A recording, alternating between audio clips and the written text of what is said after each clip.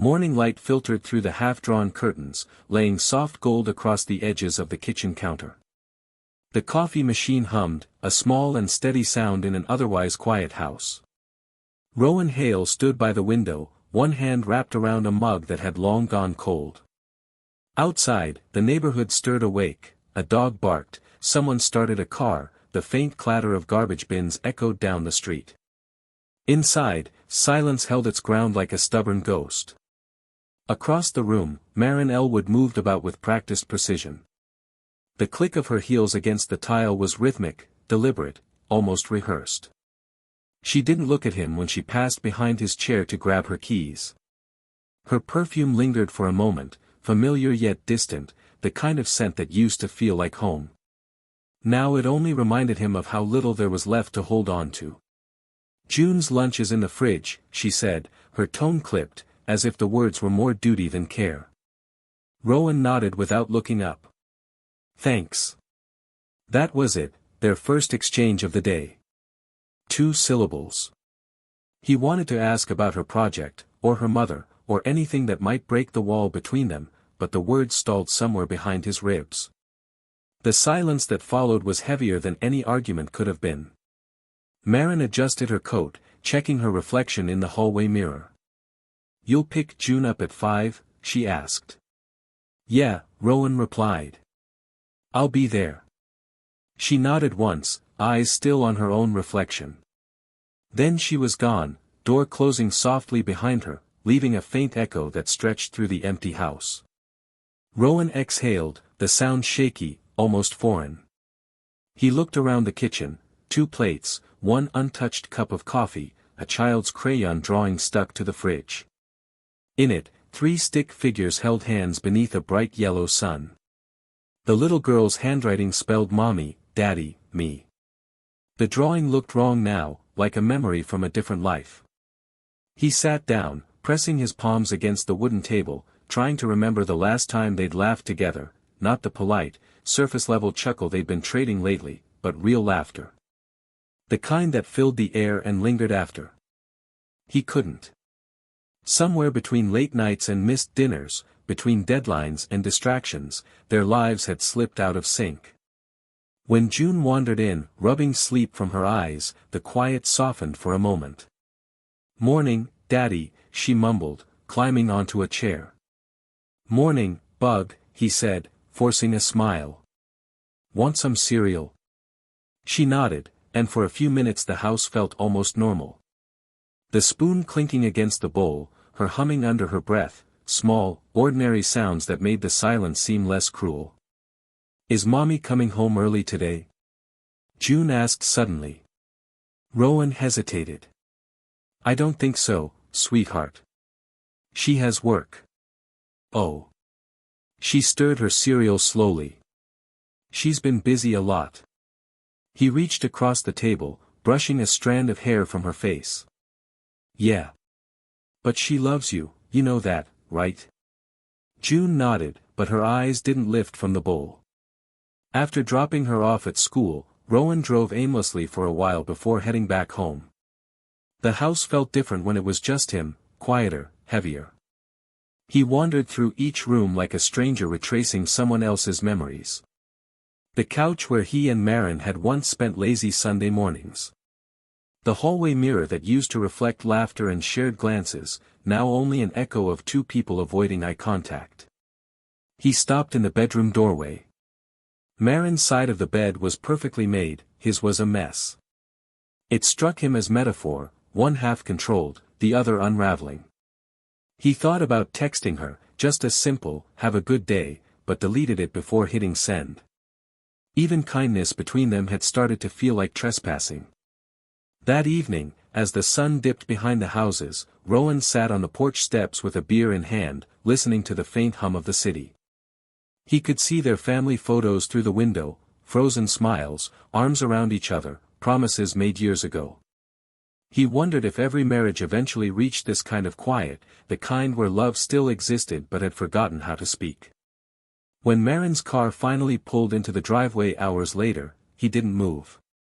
She gathered her things, locked the car, and walked past him with a brief, tired glance. No words. No touch.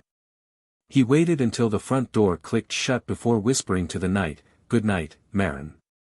The wind carried his voice away, leaving nothing behind but the sound of the crickets, steady, patient, endless.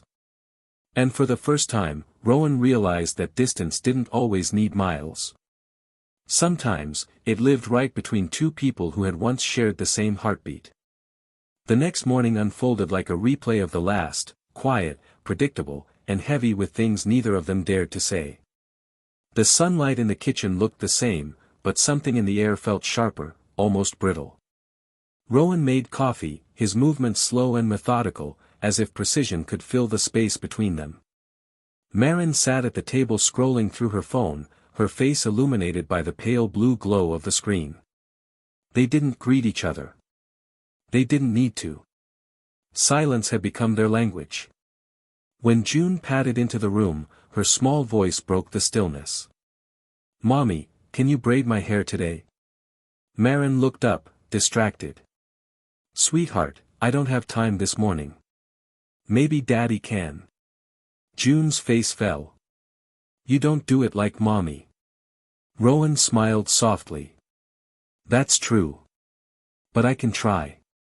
He reached for the hairbrush, clumsy but gentle, and began combing through her hair. Maren watched, an unreadable expression flickering across her face, affection, guilt, maybe even resentment. Then she stood abruptly, grabbed her bag, and muttered, "I'll see you tonight." The door closed, and the echo hung in the air again, a sound that was starting to feel like punctuation in their lives. That evening, after dinner, June sat cross-legged on the living room floor surrounded by crayons and paper. Rowan was on the couch, pretending to read but mostly watching her. She drew their family again, 3 stick figures holding hands, smiling under a crooked sun. But this time, the figures were spaced farther apart. "Why are we standing like that?" he asked gently. June shrugged. "Because Mommy's always gone. You're here, but you're sad." The words hit him like a quiet blow. He tried to smile. "I'm not sad, Bug. Just tired." She gave him a skeptical look, the kind only children can give, the kind that sees right through you, then went back to coloring. Rowan swallowed hard, guilt tightening in his chest. When Maren came home later that night, she looked exhausted. Her hair was loose, her lipstick faded, her shoulders slumped beneath the weight of something unseen. Rowan rose from the couch. "Hey," he said softly. "Hey." She dropped her keys into the bowl by the door. "How was work?" "Busy." He hesitated, searching for something else to say, anything to break the monotony of their exchanges. "June drew something for you." Maren smiled faintly as she looked at the drawing, her fingers brushing over the paper. "That's sweet," she murmured, though her voice was far away. "Maren," Rowan began carefully, "can we talk for a minute?" She froze, her body tense like a deer hearing a twig snap. "About what?" He gestured vaguely around them. "This. Us." She sighed, setting the drawing down. "Rowan, not tonight. Please. I'm tired." He nodded, but frustration crept into his voice anyway. "You're always tired. When did we start living like this, like roommates?" Maren's eyes flashed. "Don't start, Rowan. I work all day, and when I get home, I just want some peace." "Peace," he repeated. "Is that what this is? Because it feels more like pretending." Her lips tightened. "You think I don't notice? You think I want it to be like this?" She stopped, exhaling shakily. "I don't have the energy to keep explaining myself." He stepped closer. "Then don't explain. Just talk to me." Maren looked at him for a long moment, long enough for him to hope, but then her gaze drifted away. "I don't know what to say anymore." The silence that followed was deafening. June appeared in the doorway, clutching her stuffed rabbit, eyes wide and uncertain. "Are you mad?" she asked quietly. Both of them froze. Maren crouched down immediately. No, baby. We're just talking. Rowan forced a calm smile. Go back to bed, okay? Everything's fine. June nodded slowly, unconvinced, then shuffled back to her room. When the bedroom door clicked shut, Maren stood. You see. This is what I don't want, her hearing us fight. He rubbed a hand across his face. We're not fighting, Maren. We're falling apart, and neither of us wants to admit it. She turned away, arms folded tightly across her chest. Maybe that's the problem, you keep making everything sound so dramatic. Maybe we just need space. Space, he echoed, voice breaking slightly. We live in the same house, but I haven't felt close to you in months. How much more space do you need? Maren didn't answer. She grabbed her purse, even though it was nearly midnight, and started for the door. Where are you going? I need air. The door shut behind her. Rowan stood there, surrounded by silence once again, but this time it felt heavier, like the walls themselves were grieving. He sat back on the couch, staring at the crayon drawing still on the coffee table. The little stick figures stared back at him, frozen smiles beneath a bright sun that no longer shone. He picked up the paper, smoothing its creases with trembling hands, and whispered to no one. I don't know how to fix this. The clock ticked on. The refrigerator hummed. The house said nothing. But in its stillness, Rowan finally began to hear the truth, that love can't survive on unspoken things. For a while, they tried to pretend everything was fine. The walls of the apartment were covered with framed photos of happier times, summer trips, messy kitchen laughter, the day they bought their first couch together, but now they only reminded Callum of what used to be. The laughter had turned into polite exchanges, and even their silences felt heavy, like smoke that wouldn't clear. Arya began to come home later each day. Just work, she'd say, setting her phone face down on the table. Callum would nod, pretending to believe her. He wanted to ask, work with who? Or why can't you just look at me anymore? But the words never came. He had learned that silence was safer than confrontation, it kept things from shattering completely. On weekends, Callum busied himself with projects around the house, fixing leaky faucets, reorganizing drawers, pretending that the act of maintenance could somehow patch the holes in their marriage. But even while he worked, he could feel Arya's absence echoing through every room. Sometimes, he would hear her laughter from the balcony, low and intimate through the phone. When he stepped closer, she'd turn away, her tone shifting, her smile gone. At night, they still shared the same bed, but the space between them felt like an ocean. Callum would turn slightly, hoping to catch the faint rhythm of her breathing, but even that had changed, quieter, careful, distant. One night, he reached out, brushing her shoulder. She flinched, murmured, "Don't, I'm tired," and rolled away. He lay there for hours, staring at the ceiling, feeling the slow, painful erosion of something once sacred. He began to keep a small notebook by his bedside. At first, it was just scribbles, words he couldn't say aloud, fragments of thoughts. When did we stop trying? Why do I miss her when she's right here? Then the notes turned into longer entries, memories of their early days, the scent of her hair after the rain, how she used to fall asleep mid-sentence during late-night talks. Writing became his way of breathing through the silence. One evening, Arya found the notebook. She flipped through the pages quietly, then set it down without a word. That night, she slept facing the wall. The next morning, she left early. Days turned into weeks. Callum tried reaching out, suggesting dinner, movie nights, even a short trip, but each attempt met with indifference. Maybe next week, she'd say, never meaning it.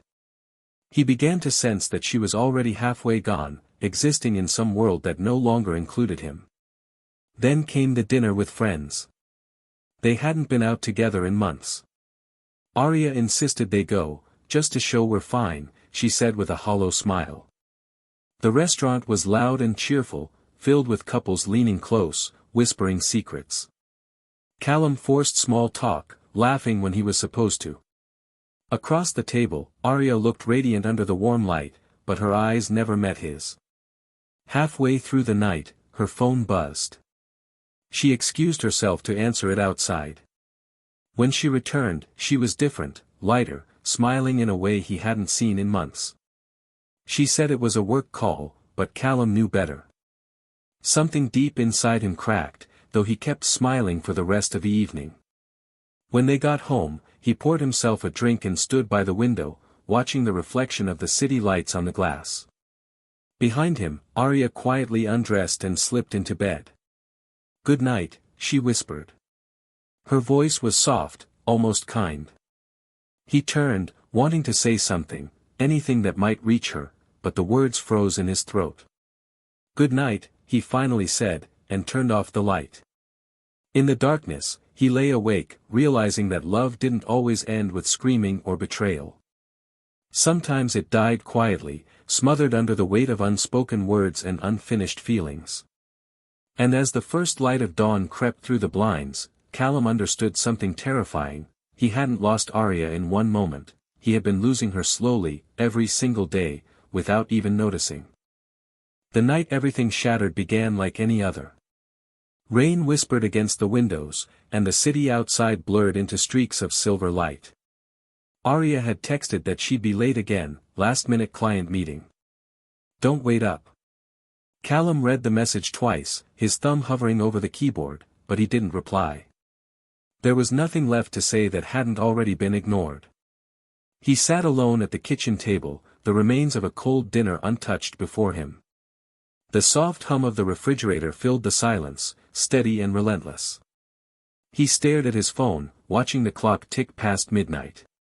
Something inside him, quiet for so long, finally stirred. Maybe it was exhaustion, maybe instinct, or maybe that last fragile thread of hope snapping. He grabbed his coat and keys. The city felt unfamiliar that night, too loud, too bright, too alive for a man whose world was collapsing in slow motion. He didn't know where he was going, not really. But his hands moved on their own, guiding him through streets he knew by heart. And when he stopped, he found himself standing outside a small restaurant near Arya's office, a place they used to visit when love was easy. Through the rain-streaked window, he saw her. Arya was sitting by the corner table, the one they always chose because it was quiet enough to talk. But she wasn't alone. Across from her sat a man Callum didn't recognize, tall, confident, leaning in close. She laughed at something he said, that soft, melodic laugh that used to belong to Callum alone. He froze. The world narrowed to the small space between them, the flicker of candlelight on her face, the way she tucked her hair behind her ear, the look in her eyes that hadn't been there in months. It wasn't guilt. It was warmth. Connection. Life. For a long time, he just stood there, drenched and invisible, watching the truth unfold before him. His mind screamed at him to leave, but his body refused to move. When the man reached across the table and took Arya's hand, something inside Callum broke so quietly it almost felt like relief. He walked away without confrontation, without words, without drama. The rain masked his tears, and for the first time, he didn't bother to hide them. When he got home, the apartment felt smaller somehow, stripped of meaning. The photos on the wall mocked him now, smiling faces frozen in a happiness that no longer existed. He sat on the couch and stared into nothingness until the sound of the door opening broke the silence. Arya stepped inside, shaking off her umbrella. "You're still up?" she asked, avoiding his eyes. Callum looked at her for a long moment. "Was it worth it?" he asked quietly. She froze. "What are you talking about?" "The man at the restaurant," he said. His voice didn't rise, it was calm, eerily so. "You looked happy, Arya. Happier than you've looked with me in months." Her face drained of color. "You followed me?" He shook his head. "No. I just found out the truth." For a moment, neither of them spoke. The only sound was the soft tapping of rain against the glass. Then Arya sighed, a long, trembling breath, and sat down across from him. "I didn't mean for it to happen," she whispered. "It just did. I was lonely, Callum. We both were. You stopped seeing me." He almost laughed, but it came out as a quiet exhale. "I never stopped seeing you," he said. "You just stopped letting me in." Her eyes filled with tears. "I'm sorry," she said, and he believed her. But it didn't change the truth between them. Callum nodded slowly. "I know," he said. "And maybe that's the saddest part." She reached for his hand, but he pulled away gently. "I think we both deserve something real again," he murmured. "Even if it's not each other." For the first time in months, their silence felt honest, not the heavy, suffocating kind, but the quiet acceptance of two people standing at the edge of an ending. When Arya went to bed, Callum sat awake until morning. As the first light seeped into the room, he realized the hardest part wasn't losing her, it was learning to live in the space where love used to be. The morning light crept softly through the blinds, painting pale lines across the floor. Callum hadn't slept. He sat on the edge of the bed, still wearing last night's clothes, listening to the quiet rhythm of Arya's movements in the next room. Drawers opened and closed. The sound of a suitcase zipper echoed faintly. It was happening, slowly, quietly, like the end of a song fading into silence. When she stepped into the bedroom, Arya's eyes were swollen, her hair tied loosely, her hands trembling as she tried to stay composed. She wasn't wearing her ring. "I think it's better if I stay with my sister for a while," she said softly, not looking at him. Callum nodded. There was no anger left, only the dull ache of understanding. "Yeah," he said. "That's probably best." They moved through the apartment like strangers sharing a space neither of them owned anymore. She folded clothes into the suitcase, some carefully, some hastily, as if she couldn't decide whether to mourn or escape. Callum picked up a mug from the table, one of her favorites, the one with the chipped rim and faded blue glaze. "You want this?" he asked. She shook her head. "You keep it." The simplicity of that answer cut deeper than any argument ever could. Arya walked to the dresser and paused at the framed photo of them in the park, autumn leaves, sunlight, the easy closeness of people who once believed love was permanent. She touched the glass with her fingertips, then turned it face down. "I didn't plan for it to end this way," she said, her voice breaking. "I thought we'd find our way back." Callum stood by the window, arms folded, watching the morning traffic crawl below. "So did I," he murmured. She took a deep breath, clutching the handle of her suitcase. "He doesn't mean what you think," she said suddenly. It wasn't about him. It was about feeling seen again. "I didn't know how to tell you without hurting you." He turned to face her, his expression calm but tired. "You hurt me anyway." Arya looked down. "I know." For a moment, the air between them was thick with everything they'd never said, the apologies, the blame, the years of small neglects. Finally, Callum walked toward her and stopped a few steps away. "I don't hate you," he said. "I wish I could, but I can't. I just don't know who we are anymore." Her lips quivered, and tears welled again. "Maybe that's the truth we kept avoiding." He nodded. "Maybe."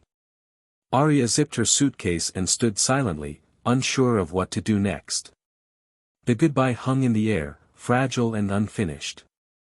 Then she stepped closer, hesitating before wrapping her arms around him.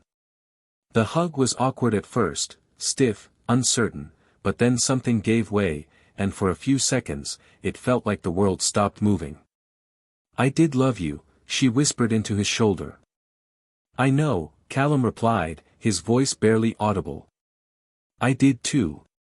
When she pulled away, her eyes lingered on him, as if trying to memorize the face that had once been home. Then she turned and walked toward the door.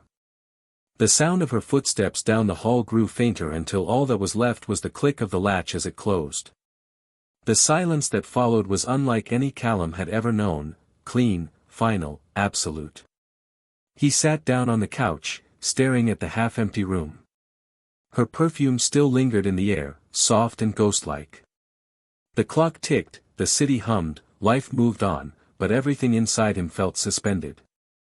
After a while, he walked to the balcony and looked out at the world below. People were laughing, walking dogs, heading to work, living ordinary lives untouched by heartbreak. He envied them. He envied their simplicity. Then he took a deep breath, reached for his notebook, and wrote, "Today she left. Maybe this is where I start learning how to be alone." He closed the book, set it down, and finally allowed himself to cry, not out of anger or betrayal, but for the quiet death of something that had once been beautiful. Outside, the sky began to clear, the rain clouds breaking apart to reveal a fragile morning sun. For the first time in a long while, Callum felt something small but real, a hint of release, the first breath after drowning. The first few days after Arya left felt like walking through fog. The apartment was too quiet, too neat, like a hotel room stripped of its story. Callum found himself noticing the smallest absences, the hum of her hairdryer in the morning, the faint scent of her coffee brewing before sunrise, the way she always left the balcony door open just enough for the breeze to slip in. Now, even the air felt still, hesitant to move. He woke up every morning expecting to hear her voice, and every morning the silence answered instead.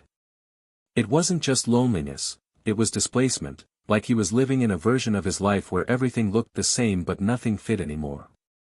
On the third morning, he found one of her earrings under the couch, a small silver hoop she must have dropped weeks ago. He held it in his palm, turning it over between his fingers, and for the first time, the reality of her absence hit him in full. She wasn't just gone for a few days. She had left. He tried to distract himself with work, but even his colleagues noticed something off. "You all right, man?" Daniel asked during lunch one afternoon, watching Callum pick at his food. "Yeah," Callum lied, forcing a smile. "Just tired." Daniel didn't press. He knew better. That evening, Callum returned home to find the sunset spilling through the windows, painting the apartment gold. For a moment, it almost looked beautiful again. He grabbed his camera, the one he'd bought months ago but never used, and began taking photos of ordinary things, the empty chair at the table, the unmade bed, the light falling across the hardwood floor. Each picture captured a piece of the stillness, as if freezing time might make it easier to bear. Later, he uploaded the photos to his laptop and stared at them in silence. They weren't artistic or impressive, but they were honest. For the first time, he saw his pain not as something to hide from but as something real, something he could shape into meaning. That night, unable to sleep, Callum went for a walk. The city was alive, the smell of food trucks, laughter spilling out of bars, couples walking hand in hand. The world hadn't stopped because his had. It kept spinning, indifferent and alive. And strangely, that realization didn't hurt as much as he thought it would. He stopped by a small park near their old coffee shop, the one where he and Arya used to meet on Sundays. The benches were wet with dew, and the faint hum of cicadas filled the air. He sat down, leaning forward, elbows on his knees, and whispered, "What now?" No answer came, of course, but for the first time, he didn't need one. The next day, he called his mother, something he hadn't done in weeks. They talked for nearly an hour, about work, about life, about nothing at all. She didn't ask about Arya, and he was grateful. Some silences didn't need filling yet. That weekend, Daniel texted again. "Volunteering shifts open Saturday. You in?" Callum hesitated, thumb hovering over the screen. The old version of himself, the one who stayed home, waiting for life to fix itself, would have ignored it. But now, something inside him stirred, a small flicker of motion. "Yeah," he typed back.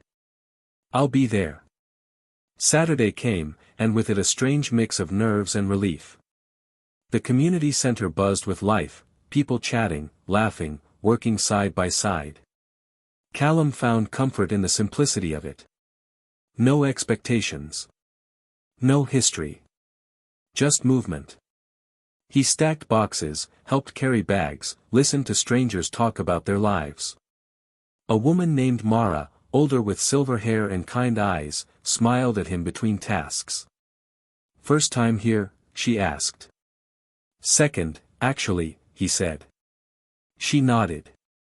"Then you'll be back again." He didn't know why, but her certainty made him smile. Maybe she was right. When he got home that evening, tired but lighter, Callum made himself dinner, just pasta and wine. He turned on the radio, something Arya used to do, and for a brief, quiet moment, it didn't hurt. As he sat by the window, watching the city lights flicker on, he realized something simple but profound: healing wasn't loud or dramatic. It was made up of small, quiet choices: showing up, taking a breath, making dinner, saying yes when you could have said no. He didn't know if Arya would ever come back. But for the first time since she'd left, he wasn't waiting at the door. He was learning how to live again, slowly, quietly, and entirely on his own terms. Arya hadn't expected silence to feel so heavy. At her sister's house, it followed her everywhere, into the kitchen, down the hallway, even into her dreams. Grace tried to make her comfortable, fussing over breakfast and small talk, but Arya could see the question sitting just behind her sister's careful expression. Grace was giving her space, but the kind that felt like permission to break down whenever she was ready. The first few nights were the hardest. Arya would lie awake on the guest bed, staring at the ceiling, tracing the outlines of memories she tried to bury. The sound of Callum's voice still lingered in her mind, steady, hurt, too calm to argue. "You hurt me anyway." The words replayed like an echo she couldn't turn off. During the day, she threw herself into distractions. Long walks. Coffee runs. Cleaning things that didn't need to be cleaned. She told Grace she was fine, that she just needed time to think. But thinking was the problem. The more time she had, the louder her own guilt became. One afternoon, Grace found her sitting at the kitchen table, staring blankly at her phone. "You talked to him yet?" she asked gently. Arya shook her head. "No. I wouldn't even know what to say." Grace leaned against the counter, arms crossed. "Then maybe start with the truth." "The truth?" Arya let out a small, bitter laugh. "That I ruined everything because I was scared of being ordinary." Grace tilted her head. "Maybe that's not the truth. Maybe you were scared of disappearing." That hit harder than Arya expected. She didn't respond. Grace sighed and placed a hand on her shoulder. "Whatever it is, running from it isn't going to make it smaller." After Grace left the room, Arya sat there in silence, her chest tight. Disappearing. That word felt too familiar. It was how she'd felt during the last few months with Callum, trapped inside a version of herself that wasn't living, just existing. But now, away from him, she realized something cruelly ironic: the problem hadn't been the marriage. It had been her refusal to face herself. That evening, Arya decided to take a drive. The roads outside the city were empty, lined with fields turning gold in the late summer sun. She rolled down the windows, letting the wind tangle her hair, and for the first time in weeks, she could breathe. But peace didn't follow. Instead, her thoughts swarmed back, snapshots of laughter, shared meals, Callum's hand brushing hers absent-mindedly while they read in bed. They'd built a quiet life, maybe too quiet, but it had been real. She'd mistaken stillness for suffocation. When she pulled over at a small overlook, the horizon stretched endlessly before her. The vastness of it made her feel small, but also, oddly, honest.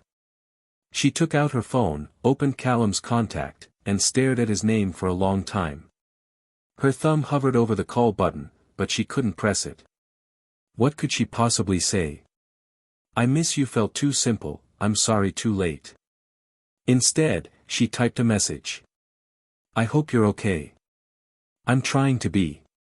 She didn't send it. She saved it to drafts and sat there until the sun slipped below the hills. The next morning, Grace found her making pancakes. "You're up early," she said, surprised. Arya smiled faintly. "Couldn't sleep." Grace eyed her for a moment, then said, "You look different." Arya flipped a pancake and shrugged. "Maybe I'm just tired of feeling like a ghost." Later that day, Arya went through her suitcase.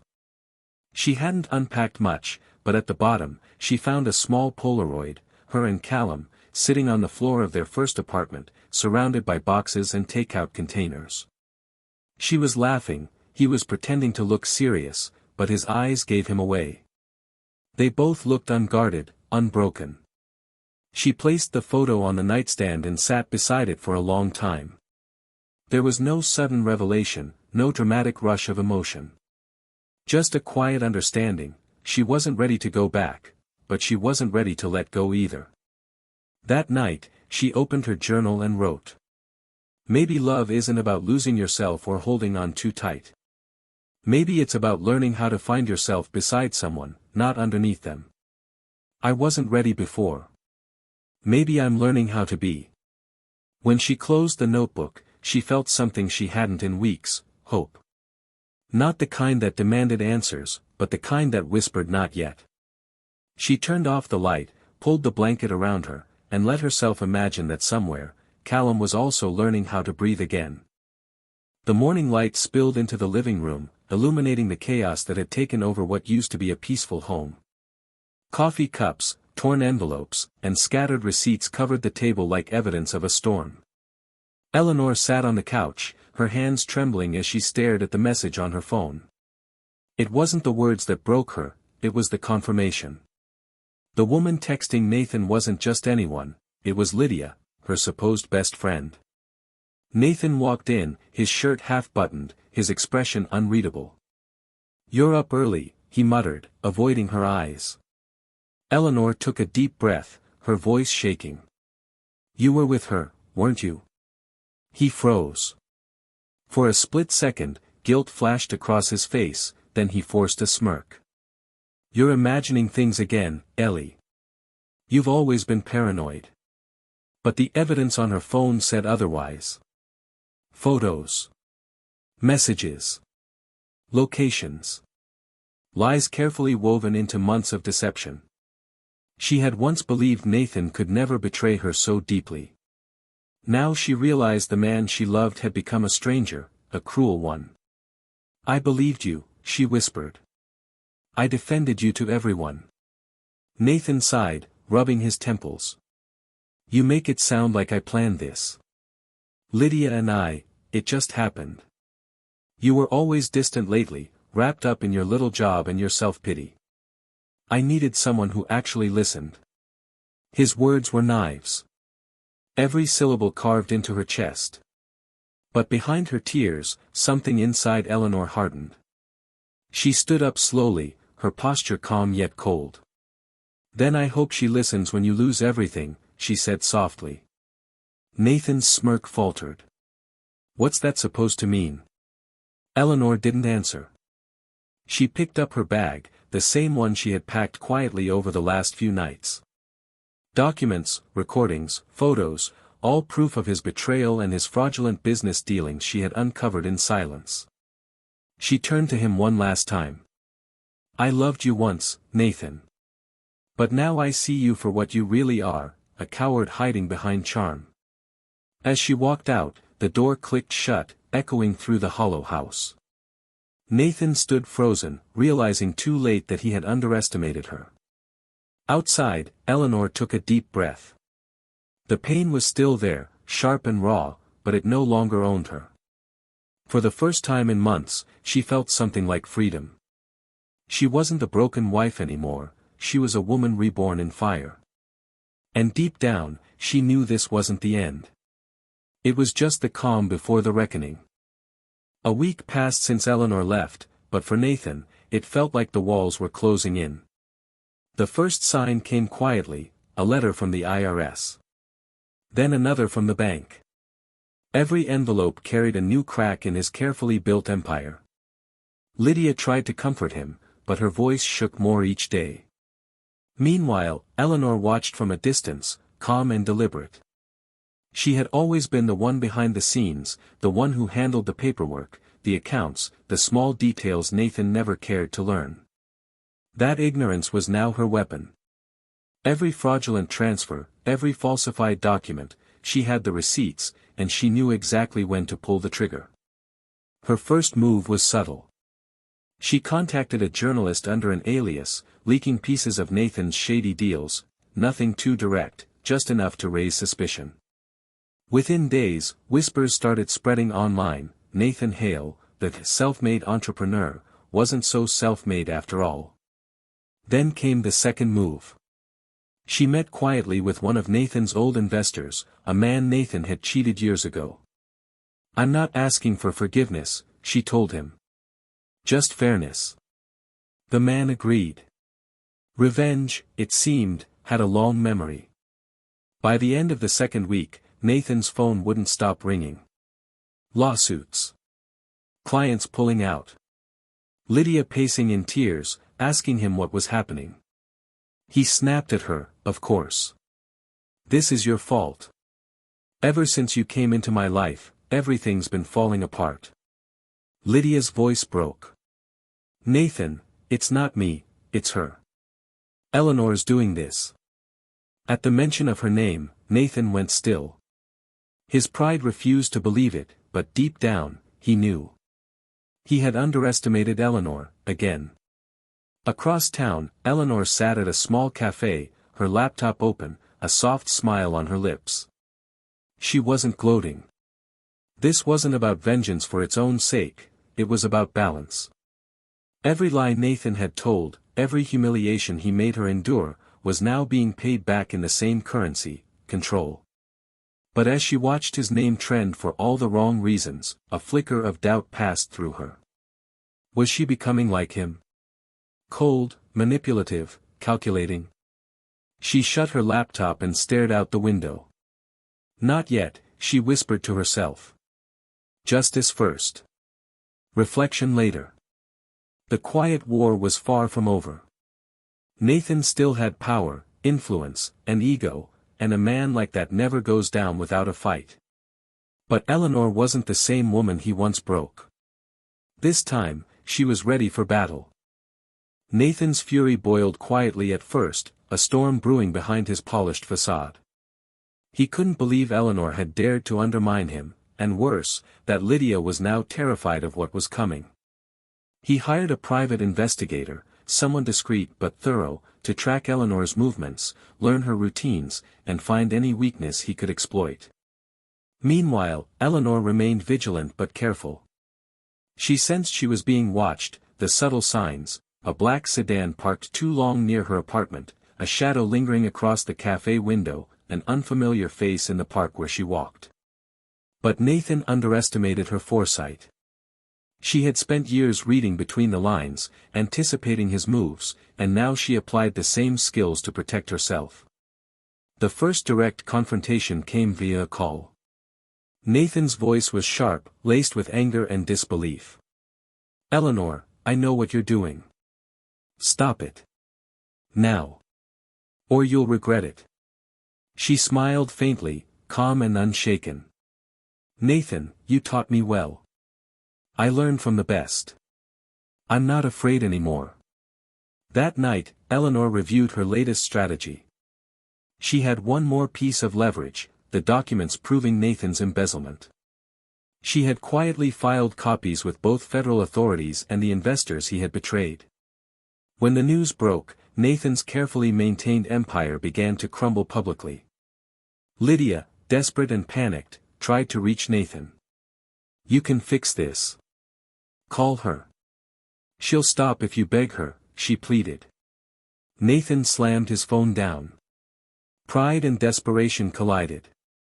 He realized too late that Eleanor had been 3 steps ahead the entire time. Every plan he tried to execute, legal threats, attempts at intimidation, even personal attacks, backfired spectacularly. Every move he made only strengthened Eleanor's position. By the end of the week, Nathan's PR team was in crisis mode. Investors withdrew millions, banks froze accounts, and whispers of criminal investigation spread like wildfire. The man who once controlled everything now controlled nothing. He stared at the empty conference room, realizing that Eleanor hadn't just beaten him, she had dismantled him systematically, quietly, and with precision. Eleanor watched the chaos unfold from her apartment window, sipping coffee, feeling no joy, only a deep, steady sense of justice. Nathan had underestimated the quiet strength of a woman scorned, and it had cost him everything. For the first time in months, Eleanor allowed herself a moment of peace. She wasn't done, but the worst was behind her. The battle wasn't just about revenge, it was about reclaiming her life, her power, and her identity. Nathan had struck back, yes, but in the end, it only confirmed what Eleanor already knew: she was unstoppable when she chose to be. The morning sun barely touched the skyline when Eleanor stepped into Nathan's now empty office. The air smelled faintly of expensive cologne and stale coffee, the remnants of a man who once believed he was untouchable. She didn't gloat. She didn't even glance at the city below from the floor-to-ceiling windows. Instead, she walked directly to the desk that had once symbolized his power, now stripped bare. Nathan was gone, of course. His ego and influence had crumbled, leaving him scrambling through lawyers, investors, and media outlets desperate to contain the fallout. Lydia had fled, retreating to her own safe bubble of denial, leaving Nathan to face the consequences alone. Eleanor picked up the final envelope on the desk, a formal notification that all lawsuits and investigations against her were resolved in her favor. It was quiet justice, clean, methodical, and complete. She exhaled slowly, letting the tension she had carried for months finally leave her body. She didn't need revenge to taste sweet. The real victory was the reclaiming of herself, the life Nathan had tried to manipulate and control, now fully hers again. She remembered the nights she'd spent crying into pillows, the mornings she'd forced herself out of bed feeling trapped in her own home. Those moments now felt distant, like a dream she had survived. Eleanor walked down the empty hallways of the office one last time. Each step echoed with confidence, not fear. She stopped at the elevator, pressed the button, and for the first time in what felt like forever, she smiled genuinely. Not at Nathan, not at Lydia, not at anyone who had doubted her, just at herself. Outside, the city moved on as usual. People hurried to work, children laughed in parks, cars honked through traffic. Eleanor felt part of it again, not as someone hiding or enduring, but as someone alive, alert, and free. She realized the past months had reshaped her, not broken her. Later that evening, she met with Sophie for coffee. "You did it," Sophie said softly, her eyes reflecting pride and admiration. "You didn't just survive, you thrived." Eleanor smiled, stirring her drink. It wasn't easy. And it wasn't just about taking down Nathan. It was about taking myself back. The streets grew quiet as night settled, and Eleanor walked home under the glow of streetlights. She didn't feel the fear, the isolation, or the weight of betrayal anymore. Nathan's shadow had vanished, leaving only her. Free. Strong. Whole. For the first time in years, she knew that she could step into the future without looking back, and that was the ultimate reckoning. Months had passed since the storm had passed, and Eleanor found herself in a life she had almost forgotten was possible. Mornings were calm, filled with sunlight streaming through her apartment windows, and evenings were quiet but intentional, time spent reading, writing, and walking through the city streets she now navigated with confidence. She no longer carried the weight of Nathan's manipulation or Lydia's panic; those chapters were closed, safely archived in the past. One afternoon, she attended an art exhibit featuring local photographers. She wandered slowly among the frames, appreciating the raw honesty captured in each shot. Eleanor paused at a black-and-white photo of a street musician playing the violin. The music seemed to float from the image itself, and she felt an unexpected smile tug at her lips. Life could still surprise her. Life could still inspire her. Her phone buzzed, an invitation from Sophie to join a small hiking trip that weekend. Eleanor accepted without hesitation.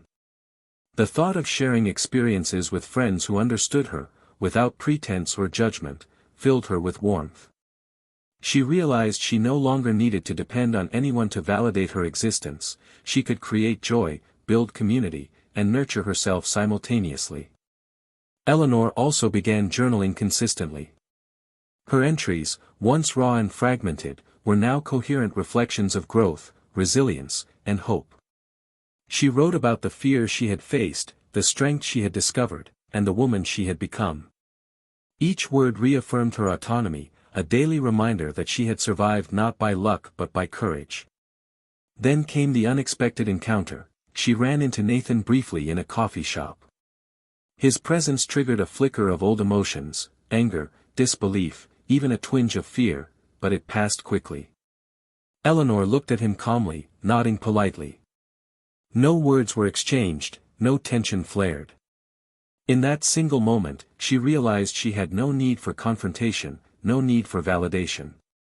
She had moved beyond that. Evenings grew longer as spring arrived, and Eleanor began volunteering at a community arts center, teaching photography to teens. The work was fulfilling, grounding her in purpose. She saw potential in the young faces she guided, a reflection of the hope she had cultivated in herself. For the first time in years, she felt truly alive, not because someone else had given her freedom, but because she had reclaimed it herself. One quiet night, sitting on her balcony with a cup of tea, Eleanor watched the city lights shimmer against the dark sky. She breathed deeply, feeling a rare kind of contentment, a balance between solitude and connection, independence and intimacy. Her life was no longer defined by what she had lost but by what she had rebuilt. Eleanor had learned that closure wasn't about vengeance, punishment, or revenge. It was about understanding, self-respect, and reclaiming one's own story. She had faced betrayal, fear, and manipulation, and she had emerged not just unbroken, but transformed. And as she watched the city hum below, she whispered to herself, "This is my life now. And it's only the beginning." The past was behind her, the present was hers to live, and the future was a canvas waiting for every bold, fearless choice she would make.